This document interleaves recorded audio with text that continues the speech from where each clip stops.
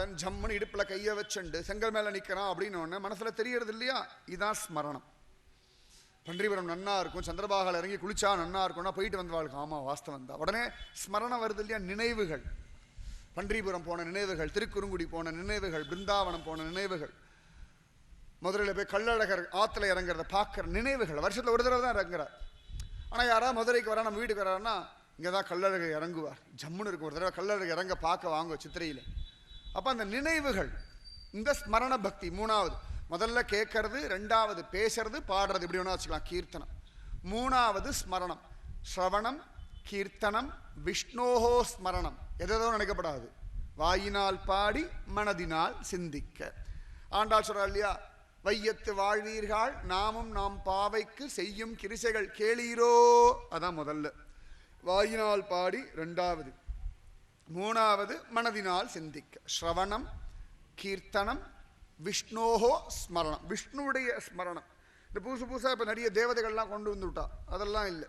ஸ்ரவணம், கீர்த்தனம், விஷ்ணோஹோ ஸ்மரணம், பாத சேவனம். பகவானுக்கு அழகா ஆச்சரியமா பாதத்தை பிடிச்சு விடுறது. தாயார் போலே நம்மாழ்வாருக்கு மதுரகவி ஆழ்வார் பண்ணா போலே, சுவாமி ராமானுஜருக்கு வடுக நம்பிகள் பண்ணா போலே, பாண்டுரங்கனுக்கு நாமதேவர் பண்ணா போலே, ராதிகா ராணிக்கு ஆச்சரியமா அஷ்டசகிகள் பண்ணா போலே. ஸ்ரவணம், கீர்த்தனம், விஷ்ணோஹோ ஸ்மரணம், பாத சேவனம். திருப்பார்கடல்ல ஸ்ரீதேவி அழகா பெருமாளுக்கு பாதம் பிடிச்சு விடுறா இல்லையா, அது அந்த பாதம் பிடிச்சு விடுறது, அதுக்கு பேர் பாத சேவனம்.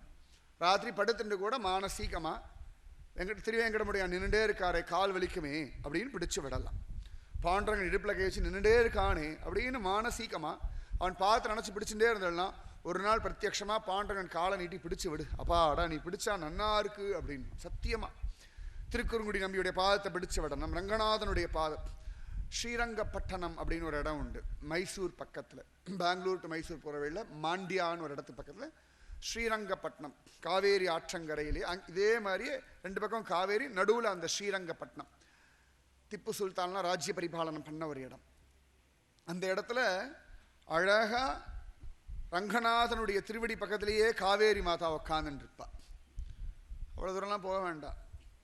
நம்ம திருமோகூர் போய் பார்த்தோம்னா பெருமாள் பிரார்த்தனை சைனத்தில் அப்படி படுத்துட்டு இருப்பார். ஸ்ரீதேவி பூதேவி ரெண்டு பேரும் பெருமாள் திருவடி பக்கத்தில் உட்காந்துருப்பாள். அவ்வளோ தூரம் கூட போக வேண்டாம். திருப்புளியங்குடி ஒரு தாயார் இன்னொரு தாயார் ரெண்டு பேரும் அழகாக மாற்றி மாற்றி பெருமாளோட ரெண்டு திருவடி பட்டியும் உட்காந்துட்டு இப்படி திருவடியை பிடிச்சுட்டு இருக்கா இல்லையா, அதுக்கு பேர் தான் பாத சேவனம். முதல் பக்தி கேட்கறது, ரெண்டாவது கீர்த்தனம் பாடுறது, இல்லாட்டி நான் பேசுகிறேன் இதெல்லாம், மூணாவது நினைக்கிறது, நாலாவது பாத சேவனம். ஸ்ரவணம், கீர்த்தனம், விஷ்ணோஹோ ஸ்மரணம், பாத சேவனம், அர்ச்சனம். ஒரு புஷ்பத்தை எடுத்து அப்படி போடுறோம் இல்லையா, கோவிலில் கொண்டு அர்ச்சனைன்னு கொடுக்குறோம். உடனே அவர் எல்லாம் கேட்டுட்டு ஓம் கிருஷ்ணாய நமக, ஓம் வாசுதேவாய நமக, ஓம் ராமானுஜாய நமக அப்படின்னு ஒவ்வொரு புஷ்பமாக எடுத்து பகவானுடைய திருவடிகளில் அர்ச்சனை பண்ணுறோம் இல்லையா, அதுக்கு பேர் அர்ச்சனைன்னு பேர். டெய்லியே நீங்கள் என்ன பூ கிடைக்கிறதோ எடுத்து பகவானுடைய திருவடியில் அப்படி போடுறது அர்ச்சனை. எதுவுமே கிடைக்கலனா மானசீகமாக அந்த புஷ்பத்தை பகவானுடைய திருவடியில் போடுறது அர்ச்சனை. ஸ்ரவணம், கீர்த்தனம், விஷ்ணோஹோ ஸ்மரணம், பாத சேவனம், அர்ச்சனம், வந்தனம். கை கூப்புறது, பகவான் முன்னாடி போய் கோவிலில் போய் கை கூப்புறோம் இல்லையா, வந்தனம். அப்பா என் கையில் ஒன்றும் கிடையாது, உன் முன்னாடி கைகூப்பி நிற்கிறேன், காப்பாத்து கோவிந்தா புண்டரீகாட்சா ரக்ஷமாம் சரணாகதம்னு ரெண்டு கையை மேலே தூக்கி கும்பிட்டா இல்லையா, அதுதான் வந்தனம். திருவிழா பெருமாள் திருவீதி உலா வரார் அப்படின்னா ஒன்று தானாக கை கூப்புறோம் இல்லையா, அதுதான் அது மாதிரி வந்தனம். நம்ம பவிஷ்யதாச்சாரியன் ராமானுஜர் கை கூப்பின்னு இருக்கார். ஒன்றும் ஆச்சரியமா தானுகந்த திருமேனி தமருகந்த திருமேனி ரெண்டு பேரும் கை கூப்பிண்டு தான் இருப்பார் ராமானுஜர், கை கூப்பிண்டு. இதுக்கு பேர் தான் வந்தனம். ஸ்ரவணம், கீர்த்தனம், விஷ்ணோஹோ ஸ்மரணம், பாத சேவனம், அர்ச்சனம், வந்தனம், தாஸ்யம்.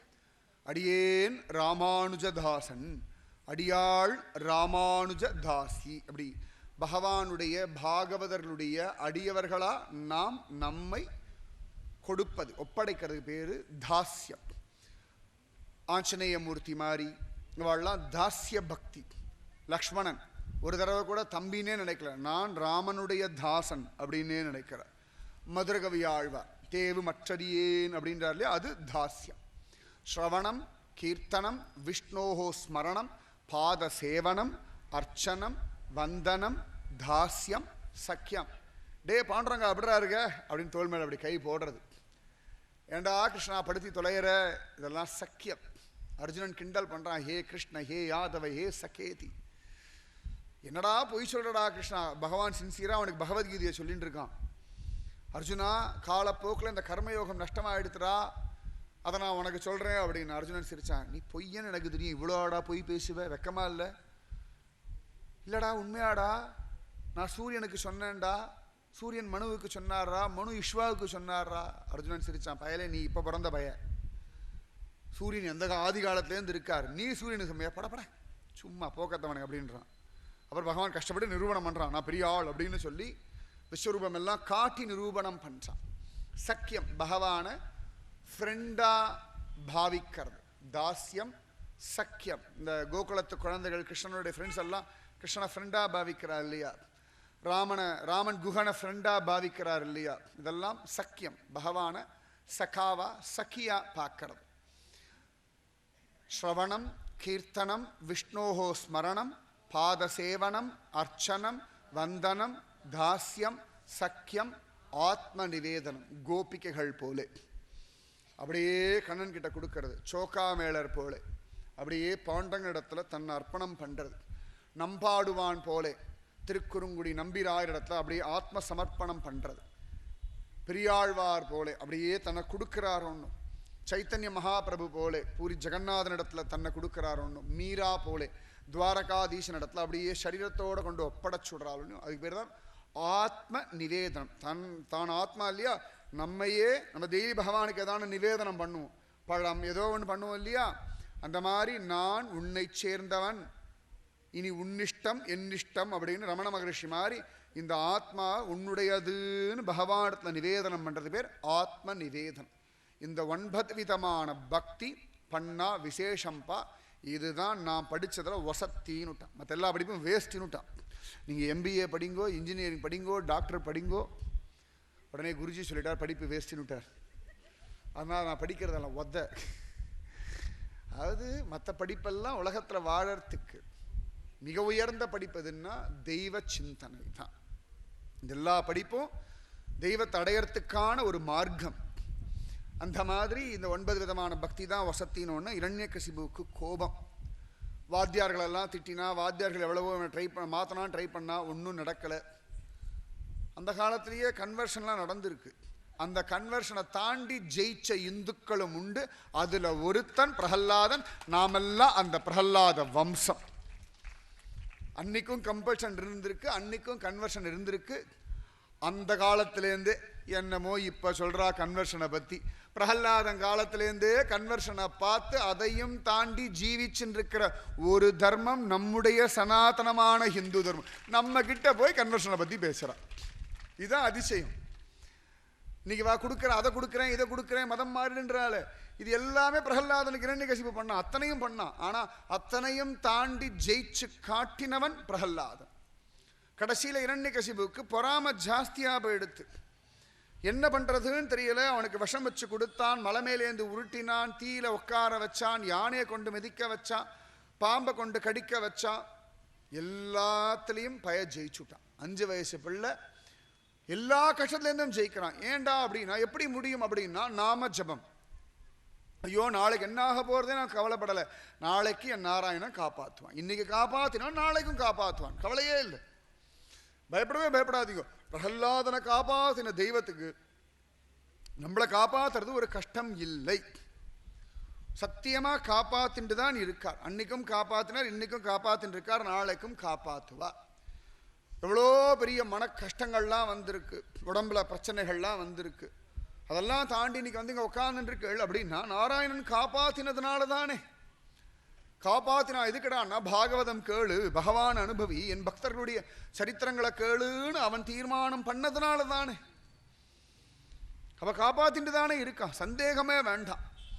அழகா பிரகல்லாதனை பகவான் எல்லா விதத்திலையும் காப்பாத்திட்டான். பிரகல்லாதன் ஒரு கவலையும் படலை. ஏன்னா என் நாராயணன் இருக்கான், என்னை காப்பாற்ற வேண்டிய தர்மம் நாராயணனுக்கு உரிய. சரியா? அதனால உங்க வாழ்க்கையை பத்தி நீங்க பயப்படவோ கவலைப்படவோ நொந்து போகவோ அவசியம் இல்லை. நிச்சயமா காப்பாற்றுவார். இப்போ நம்ம வீட்டில் ஒரு குழந்தை இருக்கு, நம்ம வீட்டில் ஒரு பொருள் இருக்குன்னு அவ்வளோ ஜாக்கிரதையாக வச்சுக்கிறோம். எத்தனை ஜாக்கிரதையாக வச்சுக்கிறோம். நம்முடைய குழந்தைய கொண்டு போய் சல்லீஸாக கொண்டு போய் அதை கஷ்டப்படுத்த விட்டுருவோமா? கஷ்டப்படுறதுக்கு விடுவோமா? ஒருவேளை அது தன்னைத்தானே கஷ்டப்படுத்தின்றா கூட நம்ம அதை போய் காப்பாற்றுறோம் இல்லையா? அதே போல தான் பகவான். பல சந்தர்ப்பங்களில் குழந்தைகள் நம்ம சொல் பேச்சு கேட்கறது இல்லை, நம்மளையே எதிர்த்து பேசுறது, கோபமாக வர்றது. உடனே அப்பா அம்மா பேச மாட்டேன்னு சொல்கிறாளே ஒழிய உனக்கு சோறு போட மாட்டேன், வீட்டை விட்டு இறங்குன்னா சொல்கிறா இல்லையே. எவ்வளோ ஆசையோடு இருக்கா. அப்போ தெய்வமும் அதை விட ஆசையாகத்தான் இருக்கு. பிரகல்லாதனை எந்த விதத்திலையும் இரண்யகசிபுவினால ஒன்றும் பண்ண முடியல. இது எல்லாம் நடந்த இடம் அஹோபிலம். இத்தனை விஷயங்களும் நடந்த இடம்தான் அஹோபிலம். அஹோபிலம்ன்றது ரொம்ப தூரம்லாம் இல்லை.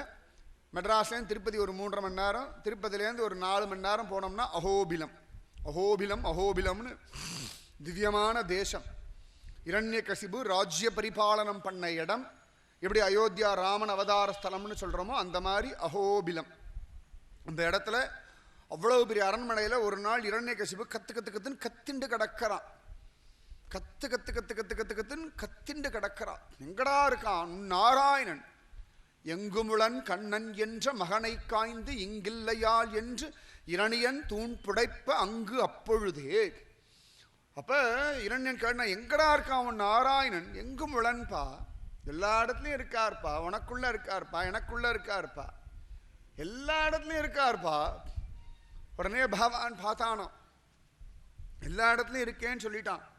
இரண்யகசிபு எதையான காட்டி இங்கே இருக்கானான்னு கேட்டு இந்த பைய ஆமான்னு சொல்லிட்டானா அதுலேருந்து நான் வரணுமேன்னு சொல்லி அந்த அஹோபிலம் முழுக்கவே நரசிம்மரா ஆவிர்பவிச்சுட்டு இருந்தான். இந்த குழந்தை எந்த கண்ணில் எந்த பொருள் படுமோ எந்த பொருளை காட்டுவான்னு தெரியாது. நீங்கள் குழந்தைகளும் பரபிரம்மத்தையும் ஜட்ஜ் பண்ணவே முடியாது. 10 பேருக்கு முன்னாடி அழகாக அது சமத்தாதான்னு சொல்லும் பார்த்தா அப்போ தான் ஒன்றுமே சொல்லாது, எனக்கு வெக்கமாக இருக்குது அப்படின்னு. நம்ம கெஞ்சுவோம் கதறுவோம், ஒன்றும் நடக்காது. சரி வெளில ஒன்றும் சொல்லாதுன்னு நினச்சா 10 பேர் எதிர்க்க எதியானு சொல்லி நம்மளை மாட்டி விட்டுடும். இந்த அம்மாக்கள்லாம் குழந்தைகள் ரொம்ப தாஜா பண்ணுவோம். ஏன்னா எதியான உளறி கொட்டு அப்பா கிட்ட அழகாக மாட்டி விடும். கலக்க பிளான் பண்ணி மாட்டி விடும்.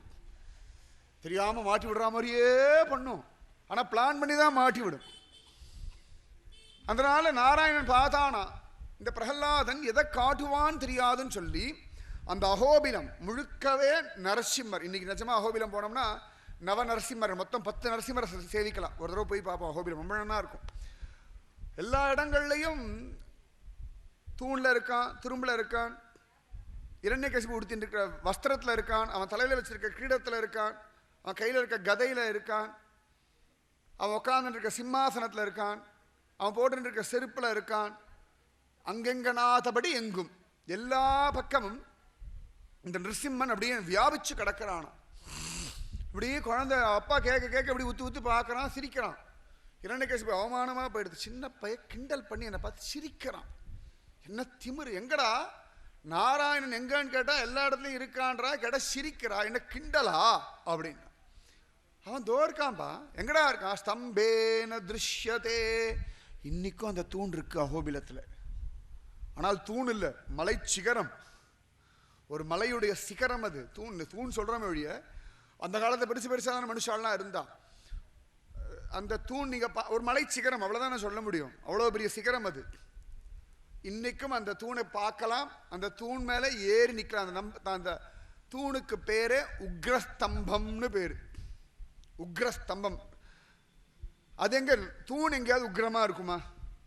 அது உள்ளுக்குள்ள இருந்த நரசிம்மன் உக்ரமா இருந்ததுனாலே உக்ரஸ்தம்பம்னு பேர். ஸ்தம்பேன திருஷ்யதே அப்படின்னு சரியா. அந்த தூண் இரண்யகசிபுடைய அரண்மனையில ஒரு பில்லர், ஒரு மலை சிகரம். அப்ப அரண்மனை எப்படி இருக்கும் நீங்க பார்த்துக்கணும். அந்த மலையை பார்த்தா தான் தெரியும். அந்த மலையில அந்த சிகரம், நான் ரஃபா சொல்றேன்னா இந்த மேடை சைஸுக்கு இந்த மேடையை விட 2 மடங்கு நீளம், ஒரு 4 மடங்கு வசரத்தில் அது இருக்கும். அப்போ எவ்வளோ பெருசு இருக்கு? நான் ரஃபா சொல்றேன். நான் ரஃபா தான், அதை விட இன்னும் பெருசாக தான் இருக்கும். முழுக்க முழுக்க ஒரு பெரிய கற்பாறை. கரெக்டாக அந்த தூணை பார்த்தோம்னா இந்த தூண் உடஞ்சி அப்படி பிஞ்சு போனால் உடஞ்சி அப்படி இருக்கும், அரைக்குறையாக உடஞ்சிருக்குல்ல, அது மேல் பாகம் பார்த்தோம்னா அந்த உடஞ்ச அழகாக அப்படியே இருக்கும். தூரத்துலேருந்து பார்த்தா டக்குன்னு கண்டுபிடிக்கவே முடியாது, நல்லா செவ்வகமாக இருக்கும். அந்த தூணை பார்த்தோம்னாலே ஒரு சிங்கம் உட்காந்துட்டு இருக்க மாதிரியே இருக்கும். தூரத்துலேருந்து பார்த்தோம்னா அழகாக ஒரு சிங்கம் இப்படி உட்காந்துண்டு இப்படி ரெடியாக சிங்கம் உட்காரும் தெரியுமா, முதுகு இப்படி வச்சுண்டு காலை இப்படி முன்னாடி வச்சுண்டு. ஆண்டாள் சொல்லாலே மாரிமலை முழஞ்சில் மண்ணி கிடந்துறங்கும் சீரிய சிங்கம் அறிவுற்று தீ விழித்து வேரிமயிர் பொங்க எப்பாடும் பேர்ந்து உதறி மூறி நிமிர்ந்து முழங்கி புறப்பட்டு போதருமா போலே. சமயத்தில் சிங்கம்லாம் வேட்டையாடுறதுக்காக பெரிய பாறை மேலே போய் இப்படி உட்காந்துருக்கும். அப்படி ஸ்டைலாக அப்படி காலை முன்னாடி வச்சுட்டு உட்காந்து இப்படி பார்க்கும். அந்த உக்ரஸ்தம்பத்தை பார்த்தோம்னா கரெக்டாக ஒரு சிங்கம் உட்காந்துருக்கிறா போலவே இருக்கும். அப்படியே அந்த தூணை காட்டி பிரகல்லாதன் சொல்லிட்டான், ஸ்தம்பேன திருஷ்யதே. ஸ்தம்பத்தை தெரியறாம்பா. அப்போதான் முதல் தடவையாக நரசிம்ம அவதாரம். அது வரைக்கும் யாரும் பார்த்ததே கிடையாது. சிங்க முகம் மனுஷ உடம்போட. இரண்யகசிபு சொன்னா ஸ்தம்பே ந திருஷ்யதே. ஸ்தம்பத்தில் தெரியலடா. குழந்தை சொன்னா ஸ்தம்பே ந திருஷ்யதே. இரண்யகசிபு சொன்னா ஸ்தம்பே ந திருஷ்யதே, தெரியல. பிரகலாத் சொன்னா ஸ்தம்பே ந திருஷ்யதே. ஸ்தம்பத்தில் தெரியறாருப்பா. ஸ்தம்பே ந திருஷ்யதே, ஸ்தம்பே ந திருஷ்யதே. இவன் சொன்னா ஸ்தம்பே ந திருஷ்யதே, ஸ்தம்பே ந திருஷ்யதே, ஸ்தம்பே ந திருஷ்யதே, ஸ்தம்பே ந திருஷ்யதே. இவன் சொன்னா ஸ்தம்பே ந திருஷ்யதே. ஸ்தம்பேன திருஷ்யத்தைனா ஸ்தம்பத்தில் தெரிகிறான். ஸ்தம்பே ந திருஷ்யத்தைனா ஸ்தம்பத்தில் தெரியலை, அவ்வளவுதான். ஸ்தம்பேன திருஷ்யதே, ஸ்தம்பே ந திருஷ்யதே. கோபம் அடிச்சான் இரண்யகசிபு தூண. ஓங்கி அடிச்சா எங்குமுளன் கண்ணன் என்ற மகனை காய்ந்து இங்கில்லையால் என்று இரணியன் தூண் புட்டைப்ப அடைக்க சொல்ற. ரொம்ப அழகா நம்மாழ்வார் பிரத்யட்சத்துல பார்த்து அடிச்சான் ஒரு அடி. அப்படின்னு பெரிய சப்தம், ஒரு சிம்ம கர்ஜனை. 14 லோகங்களும் நடுங்கிறது. அனல்விழி பேழ்வாய் தெள்ளிய சிங்கம். இந்த தூண் அப்படி பொழந்துண்டு இப்படி வெளில வராரா சுவாமி. இந்த தூண் அப்படி ரெண்டா பொழந்துண்டு. யாரடா அடிச்சா? அவன் அடிச்சது இல்லையா, நரசிம்மன் அடிச்சது இல்லையா, பிரகல்லாதன் அடிச்சது. அந்த அப்படி ரெண்டா இப்படி பொழந்துண்டு இப்படி முழிச்சுண்டு அப்படி நாக்க தொங்க போட்டு அத்தனை விதமான கைகளோட அத்தனை விதமான ஆயுதங்களோட என் பக்தனை யார் என்ன பண்ணிடுறான் பார்க்கறேன்னு வராராம். அந்த நரசிம்மன் நமக்கு துணை இருக்கார். எல்லா சந்தர்ப்பத்திலையும் எல்லா இடத்துலையும். ராத்திரி தனியா இருந்தாலும் உங்க வீட்லயும் தூணு செவுரு இருக்கு இல்லையா, அதுலேயும் ஒரு நரசிம்மன் இருக்கான். இனிமேல் நரசிம்மன் இருக்கான்னு தான் பயப்படணும். யாரோ பேய் இருக்கா பிசாசு இருக்கா யாரோ ஒளிஞ்சுட்டு இருக்கான்னு பயப்படவே வேண்டாம். பல பல பல பலான்னு ஸ்தம்பே அப்படி பழந்துண்டு அப்படி வந்து வரார். இந்த குழந்தை கையை கூப்பின்னு அழகான். ஐயோ என்ன அழகா இருக்கா. அறிவுற்று தீவிழித்து வேரிமயிர் பொங்க எப்பாடும் பேர்ந்து உதறி மூறி நிமிர்ந்து முழங்கி அப்படின்னு அப்படி சத்தம் போட்டு அந்த கர்ஜனையோட வெள்ள வரார் சுவாமி. 14 லோகங்களும் நடுங்கிறது இந்த சிம்ம கர்ஜனையில. தேவர்கள்லாம் நடுங்கிறார். பூமியே ஆடுறதான். பூகம்பம் வந்தா அப்படி இருக்குமோ அந்த மாதிரி ஒரு ஆட்டம். இரண்யகசிபு இப்படி பார்த்தான். அதிசயமான ஒரு பிராணி, அத்புத சிம்மம், நரசிம்மம், நிருசிம்மம். இது வரைக்கும் யாருமே இப்படி ஒரு சிங்கத்தை பார்த்ததில்லை. அப்படி பிரத்யக்ஷமா அந்த தூண்லேருந்து வெளில வர நரசிம்மர் இன்னைக்கும் அஹோபிலத்தில் பார்க்கலாம். ஸ்வயம்பு மூர்த்தி, சின்னதாக ஒரு ஸ்வயம்பு மூர்த்தி. பின்னாடி பூஜை பண்ணுறதுக்காகவே பகவான் வந்தான். அழகாக தூண்லேருந்து சுவாமி இப்படி கை வச்சு இப்படி வெளில வரது இப்படி பார்க்கலாம். சின்னதாக ஒரு மூர்த்தி அழகா எல்லாரும் பார்க்கறா. கை கூப்பிண்டா. உக்ரம் வீரம் மகாவிஷ்ணும் ஜுவலந்தம் சர்வதோமுகம் அப்படின்னு புலம்ப ஆரம்பிச்சிட்டா. உக்ரம் வீரம் மகாவிஷ்ணும் ஜுவலந்தம் சர்வதோமுகம். எல்லாரும் சில பேர் பின்னாடிலேருந்து பார்க்குறா, சைட்லேருந்து பார்க்குறா. எந்த பக்கம் பார்த்தாலும் நரசிம்மருக்கு முகம் இருக்கா மாதிரியே இருக்கு. உக்ரம் வீரம், வீரமோட தெய்வம்னா சனாதனமான தர்மம். உக்ரம் வீரம் மகாவிஷ்ணும் ஜுவலந்தம், தீ ஜுவால மாதிரி தக்க தக்க தக்க தக்க தக்க தக்க தக்க தகிக்கிறாராம். கத்திரி வெயில்ல மத்தியானம் 12 மணிக்கு எப்படி இருப்பார் சூரியன், அந்த மாதிரி உக்ரம் வீரம் மகாவிஷ்ணும் ஜுவலந்தம் சர்வதோமுகம். பல பல பல பலான்னு அந்த கண்ணை 3 கண்ணு வேற உண்டு. நரசிம்மருக்கு 3 கண்ணு உண்டு. இந்த 3 கண்ணையும் பார்த்துண்டு அனல் விழி கண்கள்லேருந்து அப்படியே உக்ரம் கொட்ட, கைகளில் பெரிய பெரிய நகங்களோடு அப்படி பிச்சுண்டு அப்படி வெளில வரார். வந்து பார்க்குறார், பெரிய சண்டை நடக்கிறது. கடைசியில் இரண்யகசிவை பிடிச்சு அப்படி மடியில் போட்டுண்டார். வாசப்படியில் உக்காந்துண்டு ஜம்முன்னு காலை அப்படி வச்சுண்டு. அந்த உக்ர நரசிம்ம மூர்த்தியும் அஹோபிலத்தில் உண்டு. அந்த இரண்யகசிவு மடியில் போட்டுன்னு இருப்பார். ரொம்ப அழகாக இருக்கும் பார்க்கறதுக்கு. மடியில் எப்படி போட்டுன்னு இருப்பார்னா, தலையை ஒரு கையால் பிடிச்சுட்டு இருப்பார், ஒரு காலை ஒரு கையால் பிடிச்சுட்டு இருப்பார். 2 கையினால் அப்படி வயிற்றுல அப்படி கையை வச்சு அப்படி குடல் அப்படி உருவி இப்படி எடுத்துகிட்டு போவார். இப்படி உருவி இந்த பக்கம் அப்படி பிடிச்சுட்டு இருப்பார். அந்த நாக்கு அப்படி தொங்க, பல் அப்படி வெள்ள தெரிய, அப்படியே தெள்ளிய சிங்கம் ஆகிய தேவை திருவல்லிக்கேணி கண்டேன். அழகிய சிங்கம், அற்புத சிம்மம். அப்படி குடலை உருவி மாலையா போட்டு ரத்தத்தை குடிச்சு அப்படின்னு அப்படி சீரிண்டு இந்த இரண்யகசிபு உடம்பு அப்படியே செத்து அவன் மடியில் இருக்கு. அப்படியே பார்த்து இன்னும் கோபம் வருதான் அவருக்கு. இன்னும் கோபம் ஜாஸ்தி ஆகிறான் உக்ரமா. இந்த அடித்த கொசுவை எவ்வளோ கோபமாக எவ்வளோ பெருமையாக பார்ப்பேன். இன்னுண்டு ஒரு கொசுவை அடிச்சுட்டு அடிச்சுட்டேன், என்ன கடிச்சல்ல, அது ரத்தம் வெளில வந்தோன்னு ஒரு சந்தோஷம். இதுக்கே இத்தனை சந்தோஷம். உங்களை கடித்த கொசு மேலே உங்களுக்கு ஒரு கோபம் வரும். இல்லாட்டி உங்கள் குழந்தைகள் உங்களுக்கு வேண்டப்பட்டவாள் ஒரு கொசு கடிச்சு கொடுத்தனா அதை அடிச்சுட்டா ஒரு சந்தோஷம், இன்னும் கோபம் வரும். பக்கத்தில் கொசு இந்த பேட்டை வச்சுன்னவா எல்லாம் அப்படியே கர்ஜனை ஒன்று தான் பண்ணுறதில்லை. அப்போ அந்த குழந்தைக்கு அம்மாவுக்கு குழந்தை மேலே இருக்க வாத்சல்யத்தில் அப்படி பண்ணுறா இல்லையா, அதுபோல ஒரு வாத்சல்யம் கிழிச்சு போட்டார் நரசிம்மர். அத்தனை பேரும் நடுங்க. கடைசியில் பிரகல்லாதனை முன்னாடி அனுப்புகிறார். போடா குழந்தை, சுவாமியை சமாதானம் படுத்துறா அப்படின்னு விட்டாராம். உடனே அழகாக சுவாமியை போய் இந்த குழந்தை பார்த்து கைகூப்பி சேவிச்சு ஸ்தோத்திரம் எல்லாம் பண்ணுறான். நரசிம்மர் குஷியாயிட்டார். நூண்டு பய ஸ்தோத்திரம் பண்ண உடனே அழகா அவன் தலை மேலெல்லாம் கையை வச்சுட்டார். பரம சந்தோஷம். அவ்வளோ அழகாக கை வச்சுட்டார் நரசிம்மர். அப்படி கையெல்லாம் வச்சு அனுகிரகம் பண்ண நரசிம்மர் கீழ் அஹோபிலம்னு உண்டு.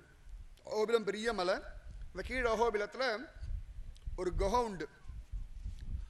சரியா நரசிம்மரை பார்த்துட்டு தேவர்கள்லாம் அஹோபலம் அஹோபலம் அஹோபலம் அப்படின்னா, அப்பா என்ன பலம், ஆச்சரியமா இருக்கேன்னா. அப்படி எல்லாம் அனுகிரகம் பண்ண பிரபு ஒரு குகையில பிரகல்லாதனுக்கு தனியா காட்சி கொடுக்கிறார். பிலம்னா குகை, அஹோபிலம் அஹோபிலம் அஹோபலம் அஹோபிலம் அஹோவீரியம்னா தேவர்கள்லாம். என்ன பலம், என்ன குகை, என்ன வீரியம். அந்த குகை பார்த்தோம்னா கரெக்டாக நம்ம அப்படி நேரம் நிற்க முடியாது, கொஞ்சம் குனிஞ்சுதான் நிற்கணும். அந்த பாறைக்கு நடுவில் ஒரு சின்ன குகை, அதில் தேவேன்னு ஒரு நரசிம்மன் உட்காந்து நிற்பார். அவர் எதிர்க்க பிரகல்லாதன் கைகூப்பிண்டு நிற்பான் சுவாமி பக்கத்தில். அதே மேலே அந்த ஜுவாலா நரசிம்மர்னு பேர், அஹோபிலம் மேல் அஹோபிலம், அதுதான் வசதி மேலே. இந்த ஜுவாலா நரசிம்மர் உக்ரஸ்தம்பத்திலேருந்து வந்த உக்ர நரசிம்மர் ஜுவாலா 2 பேரும் ஒரே இடத்துல இருப்பா. அங்கே நம்ம போனோம்னா இந்த பிரகல்லாதனை பகவான் அனுகிரகம் பண்ணுறாரோன்னு இரண்யகசிபை வதம் பண்ணிட்டு அந்த கை ரத்த கையா இருக்கணும். அந்த ரத்த கையை அலம்பின ஒரு குளம் இருக்கு, ரத்த குண்டம்னே பேரு. அந்த ஜலம் அவ்வளோ டேஸ்டாக இருக்கும். நரசிம்மர் ரத்த கையை அலம்பின ஒரு குண்டம், அது எப்பொழுதும் ஜலம் இருந்துகிட்டே இருக்கும், ரொம்ப சுடும். இன்னைக்கும் நரசிம்மருடைய உக்கிரகம் போகும்பொழுது நிறைய இடங்களில் காட்டுத்தீ, நான் போயிருந்தேன் இப்போ தான், காட்டுத்தீ அங்கங்கே தீ எரிஞ்சுட்டே இருக்கும். ஏன்னா நரசிம்மருடைய கோபத்தை அங்கங்கே காடு தீ பிடிச்சி எரியும். ஆனால் தானாகவே அடங்கிடும், பெருசாக ஒன்றும் பண்ணாது. அதில் நடக்கணும். திடீர்னு ஒரு பக்கம் பார்த்தா அப்படியே அதில் பாதாளமாக இருக்கும், பார்த்தோம்னாலே விழுந்துருவோம் கீழே.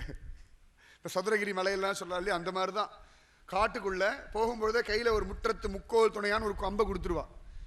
இளவயசாக இருந்தாலும் நாங்களாம் கூட ஒரு கம்பை பிடிச்சிருந்தான். சரியாக போகிற பாதையெல்லாம் கிடையாது, நடுவில் நதியில் இறங்கி போகணும், பாறையில் ஏறணும், ரொம்ப நன்னா இருக்கும். ஒரு தடவை ஐஷன் பண்ணுவோம், உங்களை தானாக பக்தி வந்துடும். தெய்வமல்லா செல்ல ஒன்னா சிங்கவேல் குன்றமே அப்படின்றார் திருமங்கை ஆழ்வார் சொல்றார். திருமங்கை ஆழ்வார் என்னெல்லாம் சொல்றாரோ அதெல்லாம் இன்னி வரைக்கும் இருக்கு. திடீர்னு காட்டுத்தீ வருன்றார், அப்படியே இருக்கு. எப்படின்னா அந்த இடத்துல அந்த காலத்தில் யானை சிங்கம் எல்லாம் இருந்தது. இப்போ சிங்கம் இருக்கான்னு தெரியல, ஆனால் கரடி பாம்பு இதெல்லாம் சர்வசாதாரணமாக அலையக்கூடிய ஒரு நல்ல காடு. இத்தனையும் சொல்லிட்டு ஐஷன் போகணும். கரடி, நல்ல பாம்பு, தேளு இதெல்லாம் சாதாரணமாக அப்படி அலைஞ்சுன்னு இருக்கும். ரொம்ப அழகாக திருமங்கை ஆழ்வார் சொல்கிறார், செங்கனாளி இட்டிரைஞ்சும் சிங்கவேல் குன்றமே. அங்கே நிறைய சிங்கங்களுக்கெல்லாம் தலைவன் யாருன்னா நரசிம்ம மூர்த்தியான். இந்த சிங்கமெல்லாம் நரசிம்மரை தோழணும் அப்படின்னா நேராக போகுமா, ஒரு யானையை அடிக்குமா, அழகாக 2 தந்தத்தை பிடுங்குமா, கொண்டு வந்து பெருமாள் திருடியில் போடுமா, பிரபு எனக்கு அனுகிரகம் பண்ணு அப்படின்னு சிங்கமெல்லாம் தொழும்படியான நரசிங்கம். செங்கனாளி இட்டிரைஞ்சும் சிங்கவேல் குன்றமே அப்படின்றார். சிங்கவேல் குன்றம் அப்படின்னா தமிழ் பெயர். அஹோபிலம், அஹோபிலம். அவ்வளவு அழகா அந்த அஹோபிலத்தில் சுவாமி ஜம்முன்னு இருப்பார். அந்த மேலே ஏறினோம்னா அந்த உக்ர ஸ்தம்பத்து மேலேயே ஏறலாம். எந்த தூண்லேருந்து நரசிம்மர் வெளில வந்தாரோ அந்த தூண் மேலே ஏறுறதே ஒரு சுகம். இந்த வாரம் அப்போ ஏற முடியல, அது ஏறுறது இன்னும் கஷ்டம். அது மேலே ஏறி போய் அது மேலே ஒரு கொடி நட்டிருப்பா. சுற்றி வர ஃபென்ஸ் எல்லாம் ஒன்றுமே இருக்காது, ஒரு வேலியெல்லாம் இருக்காது. அந்த காற்று நன்னா வரும். அதில் அந்த கொடியை அப்படி சுற்றுவா. கொஞ்சம் கால் தப்பினாலோ நேர வைகுந்தம் தான், நேர வைகுந்தம் தான். ஒன்றும் எலும்பு ஒன்றும் கிடைக்காது. அதில் பாதாளம் தான். ஆனால் அதில் ஏற்றி விடணும். தானாகவே நாராயணா நாராயணா நாராயணா நாராயணா நாராயணா நாராயணா ஜம்முன்னு வந்துடும். அப்போ தானாகவே ஸ்ரீமதே ராமானுஜாய நமகன்னு. நிஜமாவே பார்க்க வேண்டிய ஒரு இடம் அஹோபிலம். ரொம்ப அழகுது. திருப்பதி போனோம், ஒரு 3.5 மணி நேரத்தில் பார்த்துடலாம் மலையப்ப சுவாமியை. மலையப்ப சுவாமியை பார்த்துட்டு அங்கேருந்து ஒரு 4 மணி நேரம் போனால் அஹோபிலம், அங்கேருந்து 4 மணி நேரம் போனால் அப்படியே நம்ம மந்திராலயம், அங்கேருந்து ஒரு 4-5 மணி நேரம் போனால் அப்படியே பன்றியபுரம். அப்படியே போயிட்டே இருக்கலாம். வெயினா 4 மணி நேரம் ட்ராவல் சுகமாக இருக்கும். அப்படி கிளம்பிடணும், அவ்வளோ திருப்பிலாம் வரப்படாது, அப்படியே போயிடணும். அந்த காடு இன்னைக்கும் அடர்ந்த காடு, நவ நரசிம்மர்கள். அந்த நரசிம்மரை பார்க்கறதுக்கு பரசுராமர் தபஸ் பண்ணியிருக்கார். அவருக்காகவே ஒரு பார்கவ நரசிம்மர். அதே மாதிரி ஆஞ்சநேயர் ராம தரிசனத்துக்காக காத்துன்னு இருக்க நரசிம்மர் கையில் வில்லு அம்போட ஒரு காட்சி கொடுப்பார். ஆச்சரியமா அப்படி ஒரு நரசிம்மர் இருக்கார். அங்கே ஆஞ்சநேயருக்காக காட்சி கொடுத்த காரஞ்ச நரசிம்மன். நிறைய புங்கை மரங்கள் இருக்கும். இந்த புங்கை மரம் நடுவில் ஒரு நரசிம்மன் உண்டு, காரஞ்ச நரசிம்மன்னு பேர். ஆச்சரியமா இந்த நரசிம்மர் கத்தினதுல பிரம்மாவுடைய கையிலேருந்து வேதமெல்லாம் விழுந்துடுத்து. அதை எடுக்கிறதுக்காக நரசிம்மரே வராகவதன் எடுத்துட்டார். குரோட நரசிம்மர்னு பேர். இது இல்லாமல் தாயார் மடியில் வச்சு நரசிம்மர் உண்டு, மாலோல நரசிம்மன்னு பேர். ரொம்ப அழகன் யாருன்னா மாலோல நரசிம்மன். அந்த மாலோல நரசிம்மனுடைய உற்சவ மூர்த்தி தான் அஹோபில மடத்தினுடைய ஜீயர் வச்சுன்னு இருக்கார். இன்னைக்கு போனேன்னா இப்போ அந்த மாலோல நரசிம்மன் ஆழ்வார் திருநெல்வேலியில் ஒரு 3 நாளாக இங்கே ஸ்டே பண்ணிட்டு இருக்கான். எல்லா இடத்துலையும் உற்சவர் சாமி கூட தானே இருப்பார். இந்த உற்சவர் மட்டும் அஹோபில மடத்தினுடைய அழகிய சிங்கர் இருக்கார்லையே அந்த ஜீயரோடவே டிராவல் பண்ணிட்டு இருப்பார். எப்பயாவது அஹோபிலம் போகும்பொழுது தான் இந்த மாலோல நரசிம்மன் மூலவர் பக்கத்தில் போய் நிற்பான். அது ஒரு பெரிய விழா, மாலோல நரசிம்மன் வந்துட்டான் அப்படின்னா. அத்தனை ஆச்சரியம். இத்தனைக்கும் இந்த நரசிம்மர் இவ்வளவும் பண்ணி அவருக்கு கோபம் அடங்கலையாம். பிரகலாதனுக்கு அனுகிரகம் எல்லாம் பண்ணிட்டு அப்போ எல்லாரும் தாயார்கிட்ட பிரார்த்திக்கிறா. அப்போ தாயார் ஒரு வேடு வச்சு வேஷத்தில் அந்த காட்டில் இப்படின்னு கையில் கூடையெல்லாம் வச்சுன்னு ஸ்டைலாக அலையிறாளாம். செஞ்சு லக்ஷ்மின்னு பேர் அந்த தாயாருக்கு. நரசிம்மருக்கு காதல் வந்து கொடுத்தான். சிங்கத்துக்கு தேவையாது, சிங்கத்துக்கு ஆசை வந்து கொடுத்தான். செஞ்சு லக்ஷ்மி பின்னாடியே போகிறாளாம். இன்னைக்கும் அந்த செஞ்சு ஜாதின்னு உண்டு. அவள்லாம் அந்த காட்டுவாசி கூட்டம். அவளுக்கெல்லாம் நரசிம்மர் தான் குல தேவதை, குல தெய்வம் அவளுக்கு நரசிம்மர் தான். அதனால் அவள்லாம் நரசிம்மர் உற்சவம்னா காட்டில் கிடைக்கக்கூடிய பொருள்லாம் கொண்டு வந்து நரசிம்மருக்கு கொண்டு வந்து வைப்பாள். தேன், தெனமாவு, காட்டில் கிடைக்கிற பழங்கள். அவளுக்கு ஒரு மரியாதையே உண்டு. அந்த செஞ்சு வம்சத்தாருக்கு இன்னைக்கும் இந்த செஞ்சு லக்ஷ்மியுடைய வம்சத்தார் தாயார் வேடு வச்சியா வர நரசிம்மர் அந்த செஞ்சு லக்ஷ்மியும் கல்யாணம் பண்ணிட்டு அந்த அஹோபிலத்தில் காட்சி கொடுக்கிறார். அத்தனை வசத்தி நரசிம்ம அவதாரம்.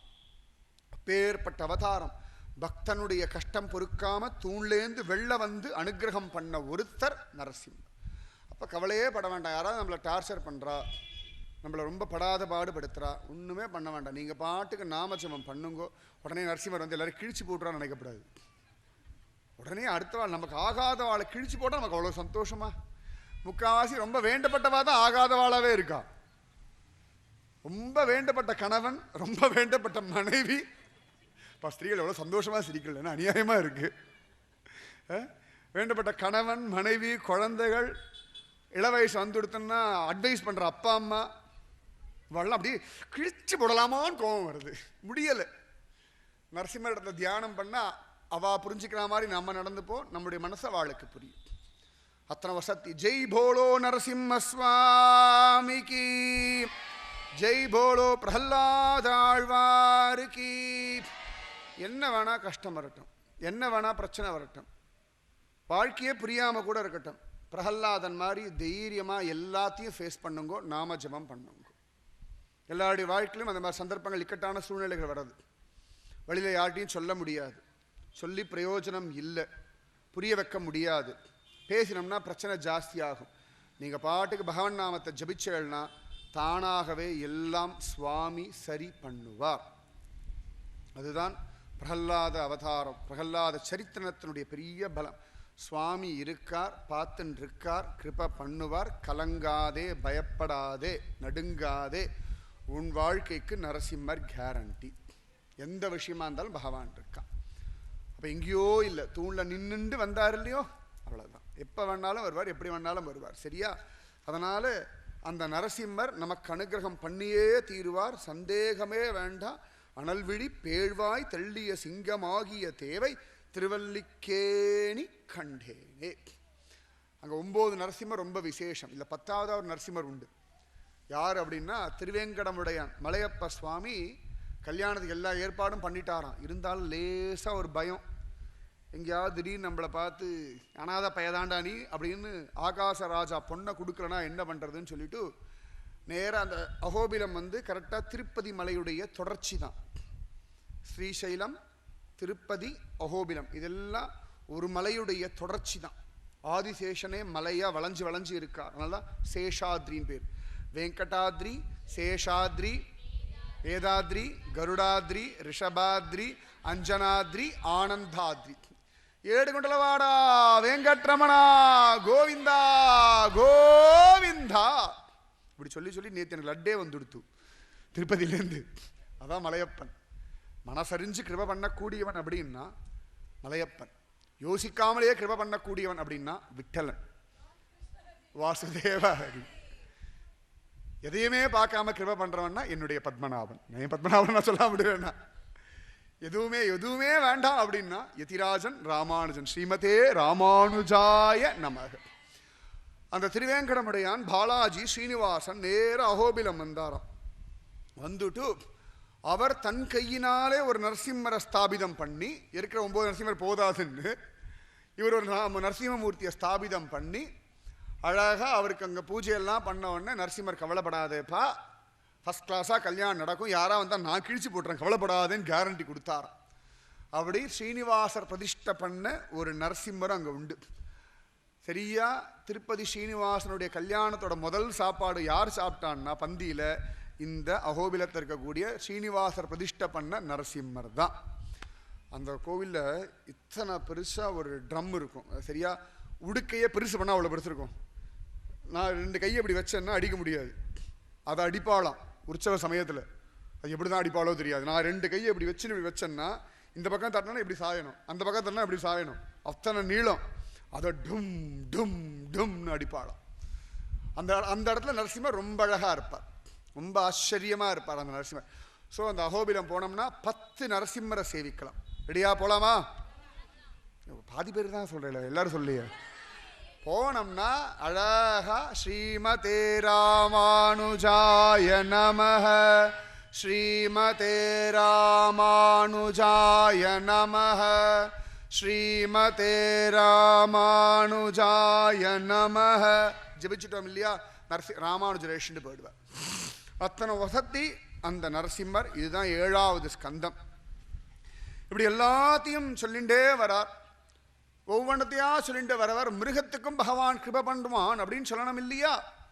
அப்ப கஜேந்திரன் விஷயத்தை சொல்றார். பாண்டியராஜன் அவன் அழகா பக்தி பண்ணிட்டு இருக்கான். ஒரு சமயத்தில் அகஸ்திய மகரிஷி வரார்.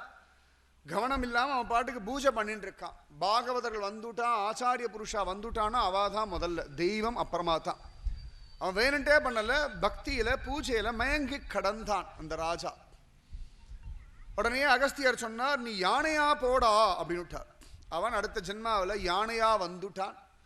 யானையா வந்துட்டு மனைவி குழந்தைகள் ஜாலியாக கும்மாள் அடிச்சுட்டு ஆஹா ஃபஸ்ட் கிளாஸாக இருக்குது. இன்றைக்கி மார்னிங் டிஃபன் ஜோர், மத்தியானம் என்ன சாப்பாடு, ராத்திரி என்ன சாப்பாடு, என் கடைக்குட்டி சமத்து குஞ்சலம், என் பெத்த மூத்த பிள்ளை மாதிரி லோகத்தில் உண்டா, என் பொண்ணு மாதிரியா, நம்ம என்னெல்லாம் பண்ணுறோமோ அத்தனையும் பண்ணிட்டு கஜேந்திரன் அலைஞ்சது. நன்னா ஞாபகம் வச்சுக்கோங்க. சரியா? இங்கே வெளில போகலாமா, நம்மளாம் குழந்தைகள் அழைச்சிட்டு அங்கே போகலாம், இங்கே போகலாம், இன்றைக்கி வெளில ஒரு நாள் அவுட்டிங் போகலாம், எல்லாம் கஜேந்திரனும் பண்ணுறான். ஏதோ மனுஷன் மட்டும் தான், மனுஷன் தான் பணம் செலவு பண்ணி போகிறோம், மிருகங்கள்லாம் செலவு பண்ணால் போயின்னு இருக்கு. இப்போ ஃபாரின்லேருந்து இந்த ஃப்ளமிங்கோ நிறைய பறவைகள்லாம் உள்ளே வருது நாட்டுக்குள்ளே. வீசா கிடையாது, பாஸ்போர்ட் கிடையாது, கூட்டம் கூட்டமாக பல லட்சக்கணக்கான மைல்கள் கடந்து வந்து அழகாக இங்கே செட்டில் ஆகும். பிள்ளை குட்டிலாம் நன்னா பெற்றுக்கும். அப்புறம் பிள்ளை குட்டியில் கூட ஜாலியாக திரும்பி தன் ஊருக்கு போயிடும். திருப்பி அந்த ஊரில் வேறு ஊருக்கு போகும். சர்வசாதாரணம். மைக்ரேஷன் சொல்லுவா. ஒவ்வொரு இடம் இடப்பெயர்ச்சி, குரு பெயர்ச்சி மாதிரி இடப்பெயர்ச்சி. இதெல்லாம் சாதாரண விஷயம். இந்த மாதிரி கஜேந்திரன் ஜாலியாக பொண்டாட்டி குழந்தைகள் குடும்பம் எல்லாரும் அவனை கொண்டாடோ கொண்டாடும்.